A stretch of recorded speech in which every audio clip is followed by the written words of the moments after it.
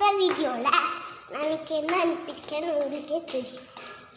விடிய காலையில் எப்போ இருந்துச்சுன்னா 6:05 மணியே எல்லாம் போகுது.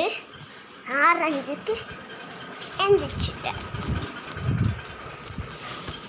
இதை நான் வெளியே காட்டுறதுன்னா சூப்பராக இருந்தால் லைக் பண்ணுங்கள், ஷேர் பண்ணுங்கள், பெல் பட்டன் கிளிக் பண்ணுங்கள்.